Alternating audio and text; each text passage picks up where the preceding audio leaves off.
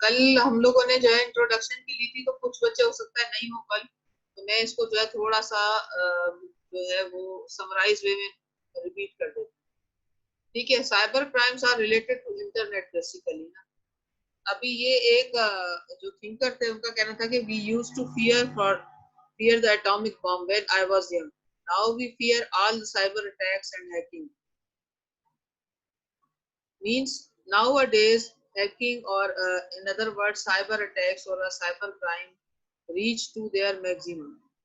अभी ये बहुत ज्यादा बढ़ चुका है कि ये जो है वो साइबर क्राइम्स किए जा रहे हैं, क्योंकि इसमें क्या होता है कि एक तो दुनिया के किसी एक कोने से बैठ के बंदा दूसरे कोने में आराम से किसी दूसरे मुल्क में क्राइम कमिट कर सकता है, और फिर उसको जो है ट्रेस करना और उसको बंदे को वहां से फिर उसको पकड़ना जो है एजेंसीज के लिए बहुत मुश्किल होता है। तो उनको लगता है कि हम सिक्योर हैं, हम आराम से कर सकते हैं, हम यहाँ अपने मुल्क में बैठे हुए हैं और दूसरा कोई मुल्क है तो उसके अंदर अगर हम साइबर क्राइम कमिट करते हैं तो जो है वो कोई इशू नहीं होगा।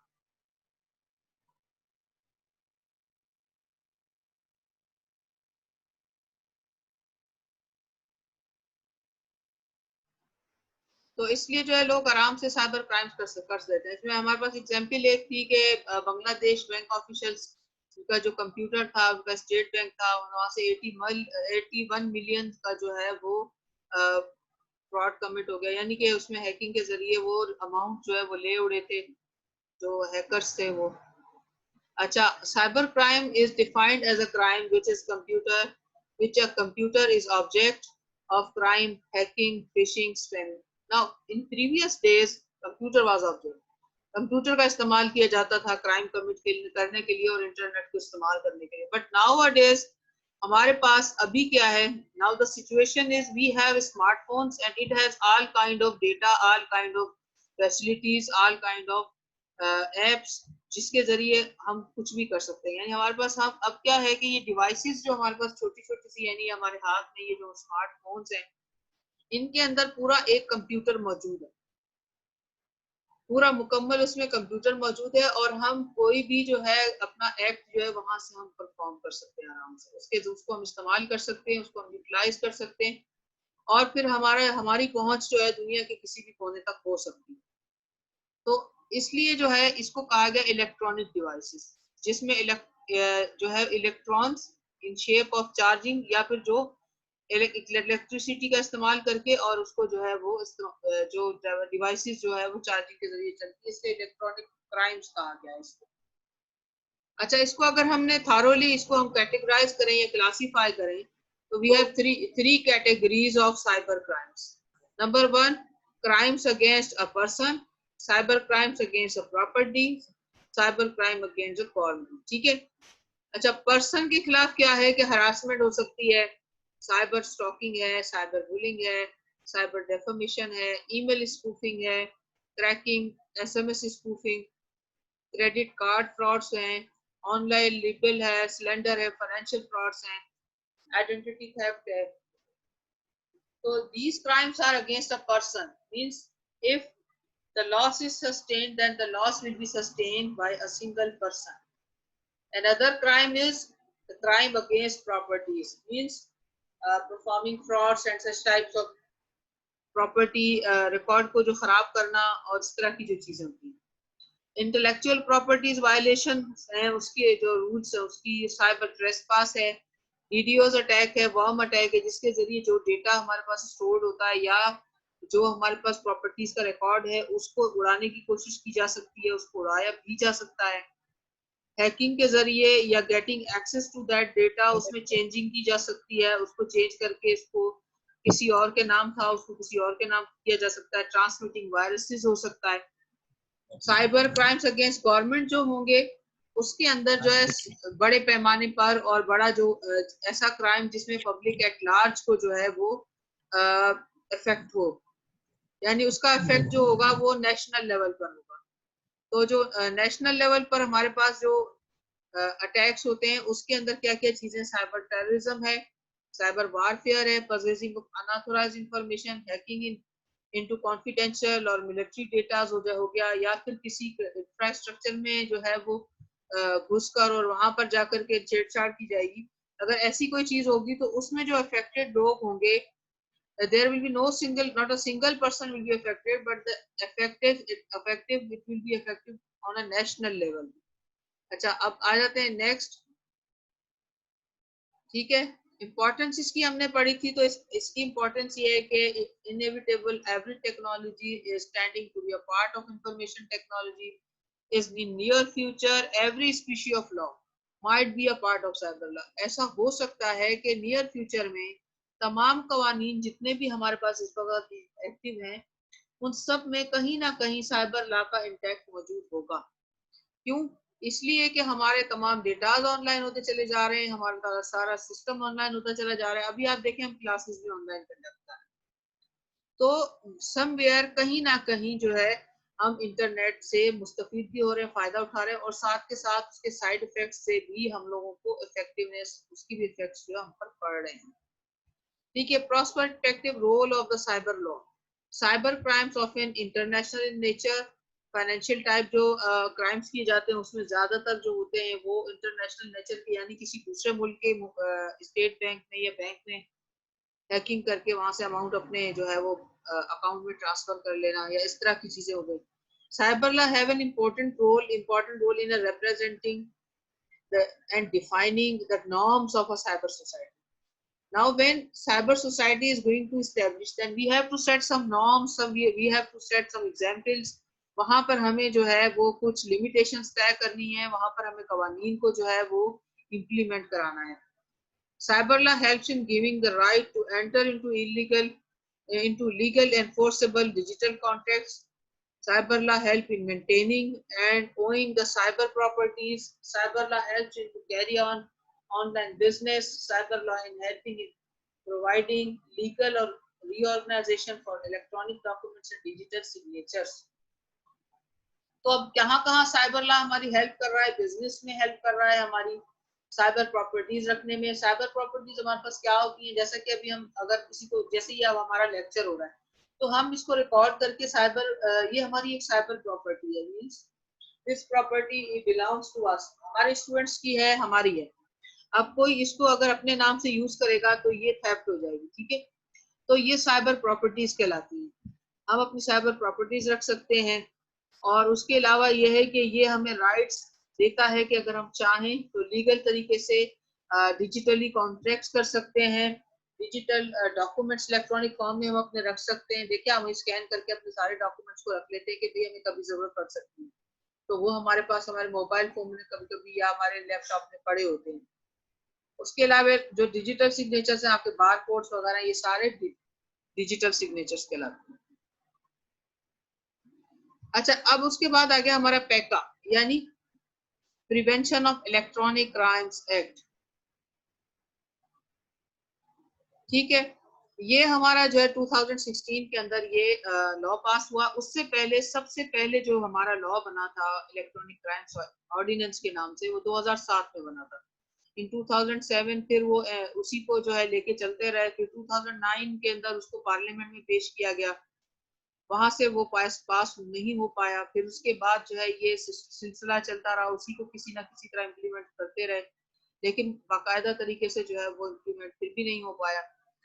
तो फिर 2012 में फिर उसके बाद जो है न्यू फॉर्म में हमारे पास अभी इस वक्त जो लॉ मौजूद है वो 2016 में है, और ये बहुत ज्यादा जो है उसके मुकाबले में चेंज है जो हमारे पास शुरू में, ये स्टार्टिंग पीरियड में हमारे पास जो लॉ था। ठीक है, whereas it is expedient to prevent unauthorized acts with respect to the information system, provide for the related offences, as well as the mechanism for their investigation, prosecution, trial, international cooperation with respect thereof, and for the matter connected therewith or ancillary thereto.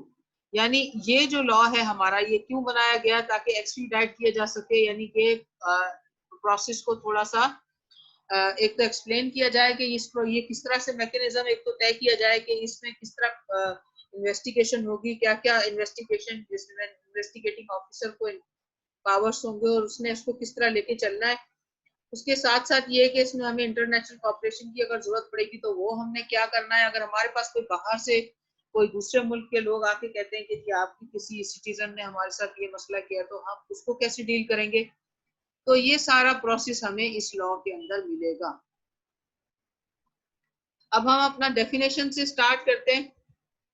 इस act के अंदर जो भी चीजें होंगी, जो भी लफ्ज इस्तेमाल होंगे, उनकी मीनिंग्स हम इस डेफिनेशन में पढ़ेंगे। सबसे पहले हमारे पास है act. Act includes a series of act or omission contrary to the provision of this act, or causing an act to be done by person either directly or through an automated information system or automated mechanism or a self-executing adaptive autonomous devices, and whether having temporary or permanent impact. इसमें act के अंदर लफ्ज जो इस्तेमाल होगा उसमें किसी machine के जरिए किया गया एक्ट भी शामिल होगा, किसी ऑटोमेटेड सिस्टम के जरिए किया गया, तो वो ऑटोमेटेड मैकेनिज्म के जरिए किया गया एक्ट भी शामिल होगा, और डिवाइसेस को इस्तेमाल करके किया गया एक्ट भी शामिल होगा, चाहे उसका जो इम्पैक्ट है वो परमानेंट हो या फिर टेम्पररी हो। दोनों सूरतों में तमाम एक्ट जो भी डिवाइसेस और इंटरनेट को इस्तेमाल करके किए जाएंगे वो सारे इसके अंदर आते हैं। सेकंड हमारे पास है access to data, means gaining control or ability to use, copy, modify or delete any data held in the or generated by any device or information system। यानी ऐसा तमाम किस्म का जो डेटा होगा। अब उसमें हमारे पास देखें वीडियोस, ऑडियोस, तमाम जो हमारे पास टेक्स्ट डॉक्यूमेंट्स, और उसके अलावा हमारे पास पिक्चर फॉर्म्स में प्रेजेंटेशन, ये सब चीजें आ जाती हैं तो उस डेटा के अंदर। ठीक है। Access to information system means getting access to a system, यानी सिस्टम, इंफॉर्मेशन सिस्टम के अंदर अब किसी इदारे का इंफॉर्मेशन सिस्टम हो सकता है, वो किसी गवर्नमेंट के इदारे का, किसी प्राइवेट का हो सकता है, किसी बंदे के इस्तेमाल में वो इंफॉर्मेशन सिस्टम हो सकता है। तो वो ऐसा सिस्टम जो कोई भी एक्ट परफॉर्म करने की एबिलिटी रखता हो, उसमें एक्सेस हासिल करना या उसमें रीच उसमें जो है ना हासिल करनी है, पहुंच उसमें हासिल करना, means gaining control or ability to use any part or the whole of an information system whether or not through infringing any security measures। जब हम एक्सेस टू इंफॉर्मेशन सिस्टम हम कह रहे हैं तो उसमें लीगल और इलीगल दोनों शामिल है। अच्छा, इलीगल होगा तो सिक्योरिटी मेजर्स को इन्फ्रिंज किया गया होगा ऑब्वियसली। अगर लीगल है, कानूनी है, तो उसमें ये चीज शामिल। तो दोनों किस्म का access information, access to information system, यहाँ पर हमने इलीगल का लफ्ज इस्तेमाल नहीं किया, तो एक्सेस दोनों किस्म का आ गया, लीगल भी और इलीगल भी। अच्छा, जब हम कह रहे होंगे अथॉरिटी, तो authority means Pakistan telecommunication authority और पीटीए, पीटीए से मुराद होगी उसमें। और authorization means authorization by law और by the person empowered to make such authorization. हम कहते हैं ना कि हमने फलां शख्स को ऑथराइज किया है कि वो मेरी जगह पर एक्ट कर सकता है, हमने अथॉरिटी लेटर दिया है। या फिर आप देखें कि आप किसी और की व्हीकल होती है, आप उसको ड्राइव कर रहे होते हैं, उसमें आपको ऑथराइजेशन दी हुई होती है, एम्पावर्ड, क्योंकि जो शख्स ओनर है वो एम्पावर्ड है। अब यहाँ पर हम बात कर रहे हैं ऑथराइजेशन, यानी आपको कानूनी तौर पर किसी काम को करने की परमिशन होना।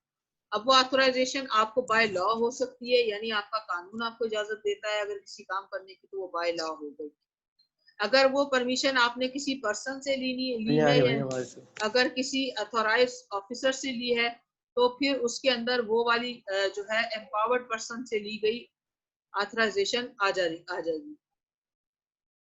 तो provided that there an information system or a data is available for open access by general public, access or transmission of such information system or data shall be deemed to authorize for the purpose of this act। अब अगर कोई, जैसे मिसाल पर website हमारे पास बनी हुई है, मिसाल के तौर पर हमारी सिंध यूनिवर्सिटी की वेबसाइट है और उसमें तमाम जितने भी टीचर्स हैं उनका अगर डेटा मौजूद है और ओपन एक्सेस है। अब आप देखें कि हम जितने भी स्टूडेंट्स हैं, हमारे अलावा तमाम लोगों को एक्सेस है, कोई भी यूनिवर्सिटी की वेबसाइट को जो है वो जो है जा करके विजिट कर सकता है, और अगर वहां कोई इंफॉर्मेशन ओपन रखी गई है और उसे कोई कॉपी करता है, तो फिर वो उसको कॉपी करना या उसमें एक्सेस हासिल करना, ये जो है लीगल समझा जाएगा। वो तमाम सिस्टम जिसको पब्लिक के लिए जो है वो रीचेबल रखा गया है या ओपन टू पब्लिक उसको रखा गया है। जैसे मिसाल के तौर पर अगर हमें हाई कोर्ट की काज लिस्ट चाहिए तो उसके लिए हमें किसी परमिशन की जरूरत नहीं है, हम जाएंगे सिंध हाई कोर्ट की जो है वो वेबसाइट पे और वहां पर हमें काज लिस्ट आराम से मिल जाएगी और हम उसे डाउनलोड भी कर सकते हैं। तो ऐसा सिस्टम जिसके अंदर आपको एक्सेस ओपन है, पब्लिक एक्सेस है, तो वहां से डेटा ट्रांसमिशन उसकी करना या इंफॉर्मेशन को वहां से कॉपी करना जो है वो किसी किस्म का गैर कानूनी नहीं है, वो ऑथोराइज समझा जाएगा। नेक्स्ट पे आ जाते हैं ऑथोराइज्ड ऑफिसर।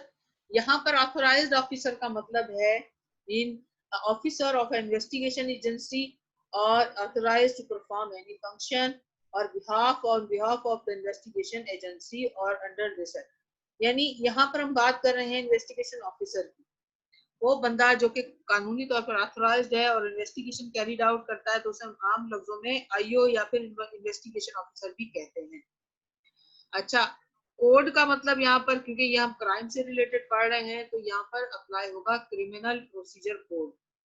ठीक है, कंटेंट डेटा क्या है? एक तो देखें आपकी फाइल हो गई, ठीक है, आपकी अगर आपके पास कोई फाइल सेव हुई हुई है तो वो हो गई आपका data.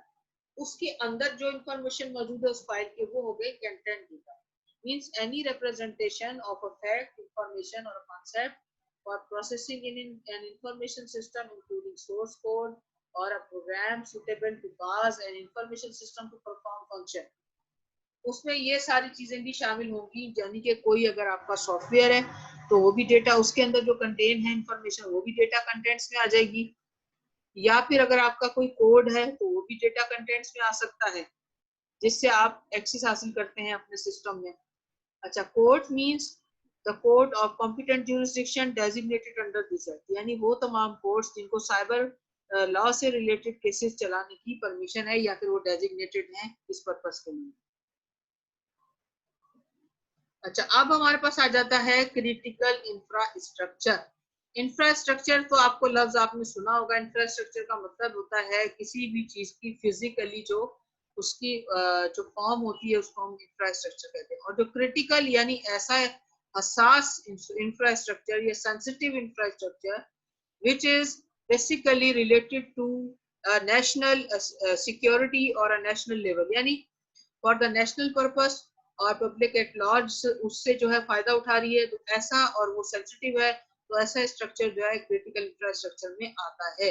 Means critical elements of infrastructure namely assets हो सकती हैं, फैसिलिटीज, जिसमें आपके पास मेडिकल फैसिलिटीज आ सकती हैं, उसके अंदर आपके पास जो है वो बैंकिंग की फैसिलिटीज भी आ सकती हैं, सिस्टम्स आ सकते हैं, networks or process, the loss or compromise of which could result in number one, major detrimental impact on availability, integrity, or a delivery of essential services, including those services which whose integrity, if compromised, could result in significant loss of casualties, taking into account significant economic or a social impact। अच्छा, अब इसमें सब class में कह रहे हैं कि ऐसा सिस्टम जिसको अगर उसकी जो इंटेग्रिटी के ऊपर अगर कॉम्प्रोमाइज हो जाता है या उसमें कोई मसला हो जाता है, तो जैसा कि एम्बुलेंस सर्विसेज हैं या मेडिकल फैसिलिटीज जो प्रोवाइड की जा रही हैं वो हो सकती हैं उसमें, या कोई मिलिट्री बेस के अंदर कोई इंफॉर्मेशन सिक्योर्ड है जिनके आउट होने से अटैक हो सकता है किसी दूसरी मुल्क का और फिर उसमें कैजुअलिटीज हो सकती है, लोगों की जिंदगी, जान और माल को नुकसान पहुंच सकता है, या फिर आपका स्टॉक एक्सचेंज है उसमें अगर कोई हैकिंग हो जाती है, वो मसला हो जाता है और उसकी वर्किंग कैपेबिलिटी मुतासर होती है, तो उसमें भी लाखों करोड़ों का नुकसान नेशनल लेवल पर हो सकता है। significant impact on national security, national defense और the function of the state, यानी इसका जो इम्पैक्ट होगा इस इंफ्रास्ट्रक्चर को डिस्टर्ब करने का वो बड़े पैमाने पर होगा, वो उसका इम्पैक्ट जो होगा वो नेशनल लेवल के ऊपर होगा, राइट। अच्छा बेटा, अभी इसको यहीं पर ही स्टॉप कर लेते हैं हम। तो हमने कितनी डेफिनेशंस पढ़ी है? 10। यहाँ पर आप इसको अपने ध्यान में रखिएगा, नेक्स्ट क्लास में हम यहीं से स्टार्ट करेंगे। अच्छा, अब ये कि आप लोगों को यहाँ तक समझ में आ गया सबको या नहीं? जी, तमाम स्टूडेंट से मैं पूछ रही हूँ आप लोगों को, बेटा यहाँ तक समझ में आ गया जितना हमने अभी पढ़ा है? क्या हो गया भाई, सबके सब सो गए क्या? जी जी मैम। देखिए क्रिटिकल इंफ्रास्ट्रक्चर कहते हैं हसास किसी भी इंफ्रास्ट्रक्चर पहले समझे क्या। इंफ्रास्ट्रक्चर फिजिकल फॉर्म में किसी भी चीज के वजूद को इंफ्रास्ट्रक्चर कहा जाता है। जैसे हमारी कोई बिल्डिंग हो गई उसको हम कहेंगे, रोड रास्ते हो गए वो भी हम इंफ्रास्ट्रक्चर कहेंगे। यहाँ पर उसकी बात नहीं हो रही, यहाँ बात हो रही है इंटरनेट से रिलेटेड। अगर कोई इक्विपमेंट्स लगे हुए हैं, कहीं पर कोई मशीनें लगी हुई हैं, कोई काम हो रहा है, जैसे ऑपरेशन थिएटर हो गया, वहां पर अगर कोई काम हो रहा है, वहां पर कोई मशीनें लगी हैं और वो इंफ्रास्ट्रक्चर पूरा काम कर रहा है और वो क्रिटिकल यानी सेंसिटिव है। क्रिटिकल का मतलब यहाँ पर हम जो ले रहे हैं वो है सेंसिटिव, उससे मुराद यानी ऐसा इंफ्रास्ट्रक्चर जिससे कोई सर्विसेज प्रोवाइड की जा रही है नेशनल लेवल के ऊपर, जिससे किसी किस्म की कोई हेल्थ फैसिलिटी दी जा रही है, कोई किसी किस्म की एम्बुलेंस सर्विसेज प्रोवाइड की जा रही है, कोई सिक्योरिटी प्रोवाइड की जा रही है, या फिर जैसे मिसाल के तौर पर जो आग बुझाने वाला अमला है वो काम कर रहा है और वो उसका इंफ्रास्ट्रक्चर, अभी सब चीजें कंप्यूटराइज हो गई। तो अब जो कंप्यूटराइज हो गई सब चीजें, तो वो सारी इंटरनेट से चलती है, इंटरनेट से कनेक्टेड है और इलेक्ट्रॉनिक डिवाइसेस हो गई ना वो सारी की सारी। अच्छा, और सिक्योरिटी का हमारा एनालॉग कंप्यूटर हमारे पास जो मौजूद है, जिसके अंदर हमारे डिफेंस की सारी इंफॉर्मेशन होती है, वो भी इसी में ही आ गया। तो वो सारे इंफ्रास्ट्रक्चर्स जो के डील करते हैं नेशनल सिक्योरिटी के साथ, नेशनल सर्विसेज के साथ, तो वो सारे क्रिटिकल इंफ्रास्ट्रक्चर कहलाते हैं और वो गवर्नमेंट के ही बनाए हुए होते हैं। और अगर उसमें किसी किस्म की जो है वो इंफ्रिंजमेंट होती है या उनकी जो इंटेग्रिटी कंप्रोमाइज होती है, तो ऑब्वियसली उसका इम्पैक्ट जो होगा वो नेशनल लेवल पर होगा, वो कोई छोटा इम्पैक्ट तो नहीं होगा ना उसका। ठीक है, अब कुछ समझ आया आपको? ठीक है मैम, थैंक यू। आपको आ गया समझ में सबको? Yes ma'am. चलें ठीक है, फिर हम अपनी क्लास ऐसा कर लेते हैं कि एंड कर देते हैं यहाँ पर। अच्छा, मैंने ये प्रेजेंटेशन आपके सीआर से शेयर कर ली है, आप अपने सीआर को कहिएगा वो आपके साथ शेयर